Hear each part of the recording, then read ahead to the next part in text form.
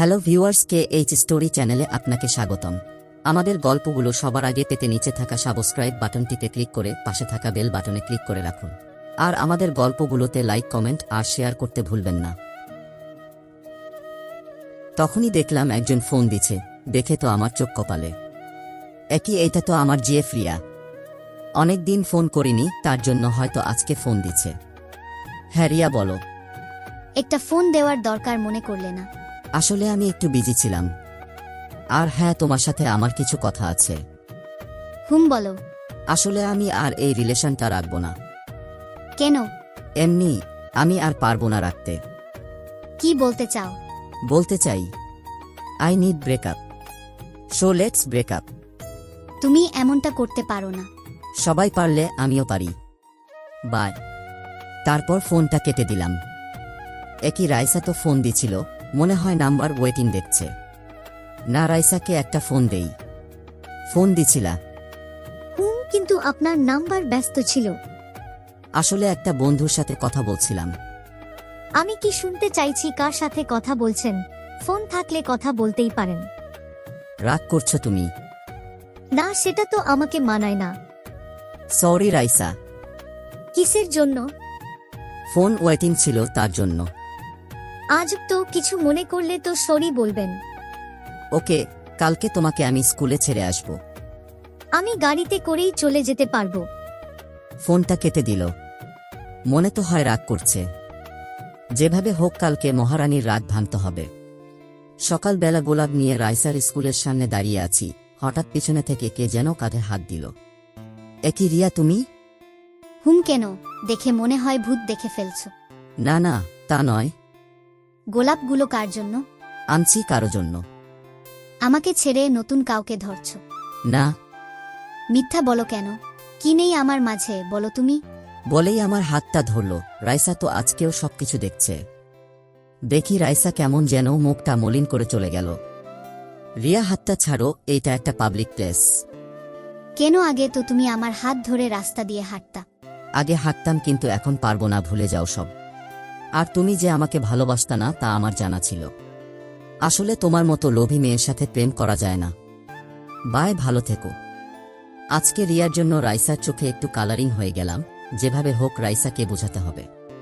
একই রাইসার ফোন বন্ধ বলছে কেন? মনে হয় আমার উপর অভিমান করে আছে। কালকে একবার ওর বাসায় যাব। সকালে ঘুম থেকে উঠলাম, উঠেই জাফর আঙ্কেলের বাসায় গেলাম। কি কামরুল, এত ভোরে তুমি এখানে? পরে বলবো, আগে বলেন রাইসা কই? রাইসা ওর রুমেই আছে।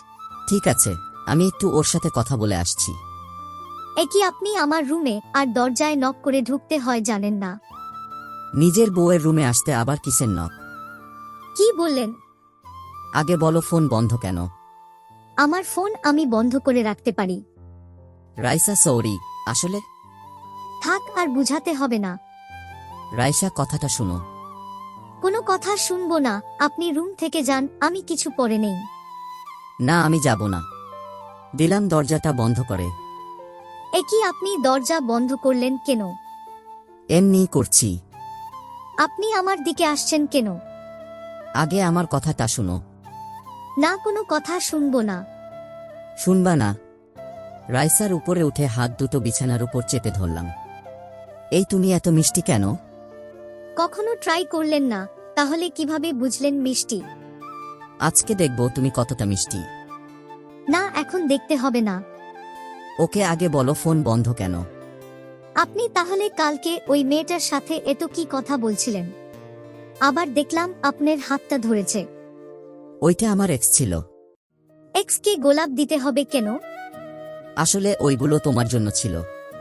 থাক, আর মিথ্যা বলা লাগবে না। ঠিক আছে, সরি। It's okay. এইবার উঠুন, আমার লাগছে তো। না, উঠব না। উঠবেন না? আমাকে ধাক্কা দিয়ে সরিয়ে দিল, তারপর উঠল। একই রাতে কি কিছু পরে ঘুমাতে পারো না?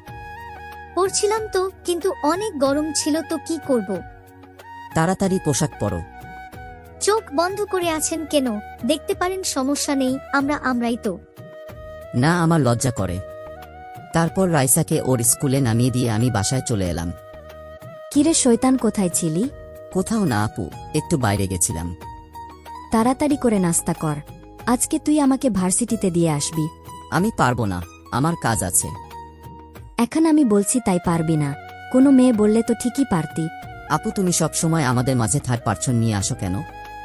ঠিকই বলছো আপু। তুমি আবার কথার ভিতর বা হাত দেও কেন?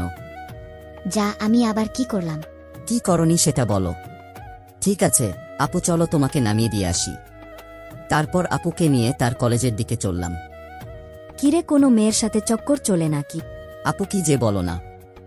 চললে আমাকে বলতে পারোস, ফুল সাপোর্ট আছে। একদম না। বলতে পারিস। আপু তুমি চুপ থাকলে আমার বাইক চালাতে সুবিধা হতো। ওকে, করলাম চুপ। আচ্ছা আপু, তুমি বিয়ে করবা না? সময় হলে করব। এই বাদর হঠাৎ এই কথা কেন? না, এমনি আমার অনেক শখ তোমার বিয়েতে অনেক আনন্দ করব, তাই আর কি। তাই নাকি অন্য মতলব চলে? না, আর কি চলবে। তোমার কলেজে চলে এসেছি। এইটা রাখ। আমাকে কি উবার ড্রাইভার মনে হয় আপনার? না, তা হবে কেন? তাহলে টাকা দিলা কেন? তাও আবার 20 টাকা। এইটা রাখ। কি যেন ফালতু জিনিস খাস, ওইটা খাইস। আপু জানে আমি সিগারেট খাই। 20 টাকায় কি হবে? তাছাড়া তোমার ভাই ওইসব খায় না। ঠিক আছে, টাকা না নিলে দিয়ে দে। টাকাটা নিয়ে নিল। কি কিপটে মাইরি। বাসায় এসে মনে সুখে শুয়ে আছি, তখনই কে যেন এসে বলল, কিরে এইভাবে শুয়ে আছিস কেন? দেখেন না ঘুমাচ্ছি। চল আমার সাথে কোথায়? শপিং করতে। না, আমি যাব না। না গেলে বলে দিব সবাইকে। ধুর, ভালো লাগে না। যাব, তবে এখন না, বিকালে। বিকালে কেন? রাইসাকেও নিয়ে যাব। তুই টাকা কই পাবি? ছি আপু, তুমি এইসব কি বলো? তোমার একমাত্র ভাইয়ের বউকে তুমি একদিন শপিং করতে নিয়ে যাবে না? ছি, পোর পিপল। হেছে, আর বলতে হবে না। রাইসা কে বলে রাখিস। ওকে। তারপর বিকালে আপুকে নিয়ে রাইসার বাসার সামনে গেলাম। রাইসাও রেডি হয়ে বাইকে উঠল। শপিং মলে ঢুকলাম। অনেকগুলো শপিং করলো দুইজনে, কিন্তু আমাকে কিছু দিল না। শপিং করা শেষ, এইবার ঘুরতে যাবে, তাই ঘুরতে গেলাম। সেখানে ঘটল আরেক কাহিনী।